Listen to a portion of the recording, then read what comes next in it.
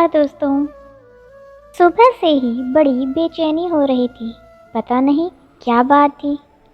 सौम्या को तैयार करके स्कूल भेज दिया और नहाने चली गई। आकर पूजा की तैयारी करके पूजा करने जाने ही वाली थी कि पतिदेव आए और बोले, यार जल्दी नाश्ता बना दो, आज बॉस ने जल्दी बुलाया है, लंच वहीं कर लूँगा। मैंने पूछा, इतनी जल्दी? हाँ यार, कोई ज़रूरी मीटिंग है, कहकर वो नहाने चले गए। पता नहीं क्यों बेचैनी ज़्यादा हो रही थी। बड़े ही अनमने मन से नाश्ता बनाया। पतिदेव खाकर ऑफिस के लिए निकल गए।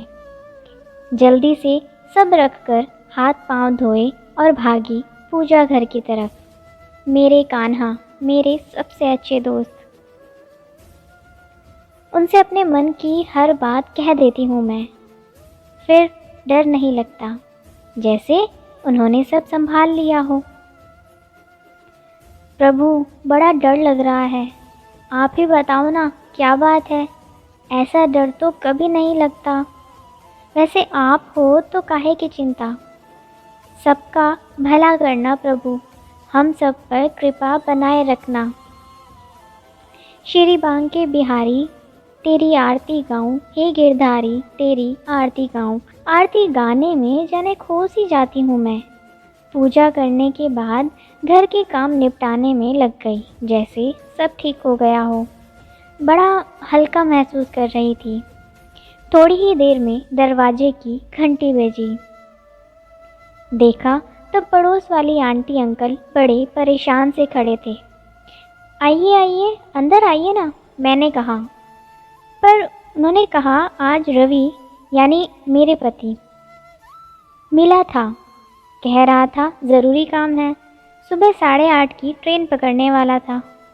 जी अंकल, पर बात क्या है? मैंने घबराते हुए पूछा। आंटी अचानक ही रोने लगी और बोली, उस लोकल ट्रेन में तो बम ब्लास्ट हो गया है, कोई नहीं बचा। मेरे आसपास तो अंधेरा ही अंधेरा छा गया। मेरी क्या हालत थी शब्दों में बयान नहीं कर पा रही हूँ। सीधे दौड़ते हुए कान्हा के पास गई। उन्हें देखा तो लगा ऐसा हो ही नहीं सकता। बस वहीं बैठे बैठे कान्हा कान्हा करने लगी। तभी मेरा मोबाइल बजा, जो आंटी ने उठाया और खुशी से चिल्लाई, बेटा रवि का फ़ोन है, वो ठीक है। मैंने आँख खोलकर कान्हा जी को देखा, लगा वो मुस्कुरा रहे हैं। मैं भी मुस्कुरा दी। पति की आवाज़ कानों में पड़ी तो लगा जैसे अभी अभी प्यार हो गया हो। आप बस जल्दी आ जाइए, इतना ही बोल पाई।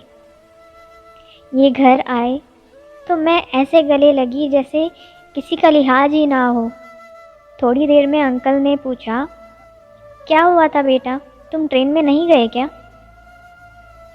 नहीं अंकल, बस यहीं मोड़ पर एक बहुत ही सुंदर लड़का मिल गया, साथ साथ चल रहा था। मैंने पूछा, कहाँ रहते हो, पहले तो कभी नहीं देखा तुम्हें। कहने लगा, यहीं तो रहता हूँ, आप कहाँ रहते हो?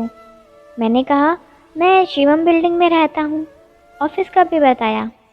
उसने बताया कि वो मेरे ऑफिस के पास ही जा रहा है, लेकिन टैक्सी से, और कहने लगा, आप भी क्यों नहीं चलते मेरे साथ? मैंने कहा, नहीं थैंक यू, मैं ट्रेन से जाता हूँ।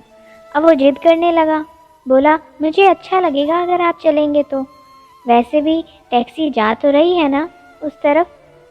मैंने भी सोचा चलो ठीक है, आज टैक्सी से ही सही, कम से कम ट्रेन की धक्का मुक्की से तो बचूंगा। और हम लोगों ने एक टैक्सी कर ली।